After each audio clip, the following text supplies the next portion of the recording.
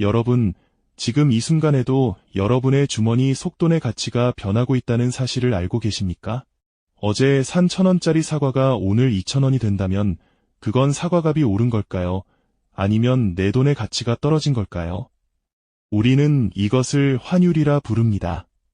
누군가에게는 여행 전 체크하는 작은 숫자일 뿐이지만 국가에게 환율은 총칼보다 무서운 무기이자 한 시대의 질서를 무너뜨리는 거대한 지진입니다. 1944년의 화려한 연회장에서부터 1997년 서울의 차가운 겨울거리까지 환율이라는 괴물이 어떻게 국가의 운명을 뒤바꿨는지 그 잔혹하고도 흥미진진한 기록을 공개합니다. 이것은 단순히 어려운 경제 강의가 아닙니다. 돈이라는 이름 뒤에 숨겨진 인간의 탐욕과 권력, 그리고 생존에 관한 기록입니다. 15분 후 여러분은 세상을 보는 전혀 다른 눈을 갖게 될 것입니다. 세계 경제를 흔든 세 번의 거대한 충격, 그 첫 번째 진원지로 지금 떠납니다. 1944년 여름, 미국 뉴햄프셔주의 한적한 휴양지 브레턴우즈 호텔로 전 세계 44개국 대표단 730명이 모여들었습니다. 호텔 로비는 전쟁의 포화 속에서 살아남은 이들의 간절함으로 가득했습니다. 당시 회의장의 공기는 팽팽했습니다. 다시는 전쟁 같은 가난을 겪지 말자는 목표 아래 두 천재가 맞붙었기 때문입니다. 영국의 자존심존 메이너드 케인즈와 미국의 실권자 해리 화이트였습니다. 케인즈는 방코르라는 세계 공통화폐를 제안하며 국가 간의 균형을 강조했지만 결국 승자는 압도적인 금을 보유하고 있던 미국이었습니다. 여기서 탄생한 것이 바로 인류 역사상 가장 강력한 금융 질서인 브레턴우즈 체제입니다. 규칙은 아주 단순하면서도 강력했습니다. 금 1온스는 무조건 35달러로 고정한다. 그리고 나머지 국가의 돈은 2달러에 다시 고정한다. 이것은 완벽한 태양계의 탄생이었습니다. 절대 변하지 않는 금이라는 태양을 미국 달러가 돌고 그 주변을 다른 국가들의 화폐가 행성처럼 도는 구조였습니다. 덕분에 세계 경제는 유례없는 안정을 찾았습니다. 환율이 고정되니 내일의 돈값을 걱정할 필요가 없었고 무역은 폭발적으로 성장했습니다. 독일의 자동차와 일본의 라디오가 전 세계로 팔려나갔고 사람들은 평화와 번영을 노래했습니다. 하지만 이 견고해 보이던 질서 아래서 독버섯이 자라고 있었습니다. 바로 시스템의 중심인 미국의 과신이었습니다. 1960년대 미국은 베트남 전쟁이라는 깊은 수렁에 빠져듭니다. 전쟁을 치르기 위해선 천문학적인 돈이 필요했고 미국 정부는 금고에 보관된 실제 금보다 훨씬 더 많은 양의 달러를 찍어내기 시작했습니다.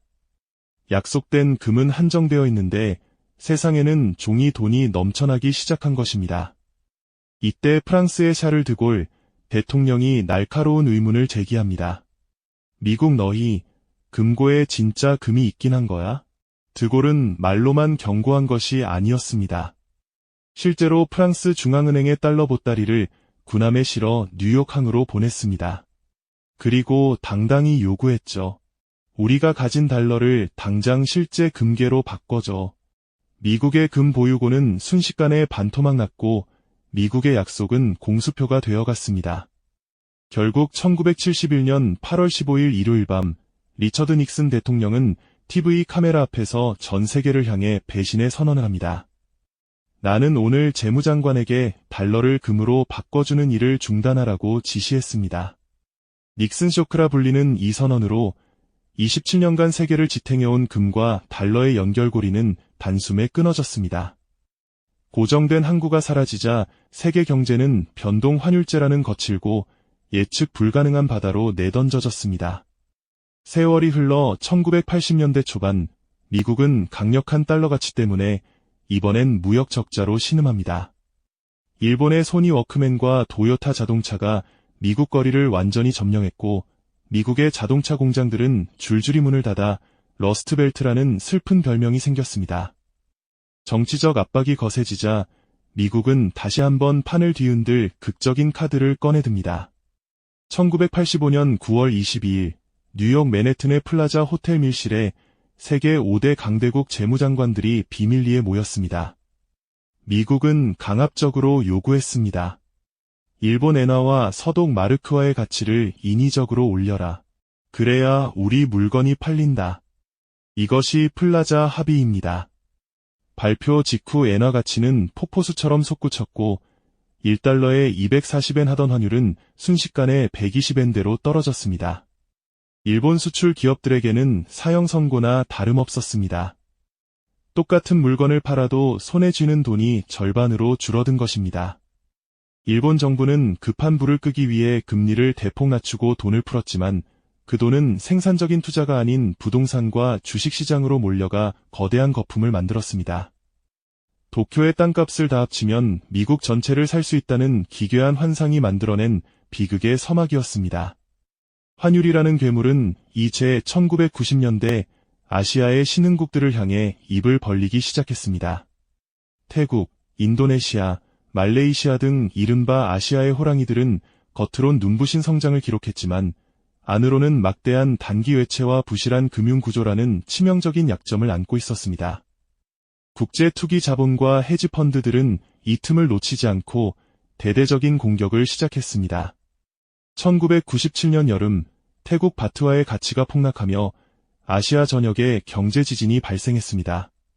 도미노가 쓰러지듯 주변국들의 화폐 가치가 연쇄적으로 추락했고 그 거대한 파도는 마침내 대한민국에 상륙했습니다.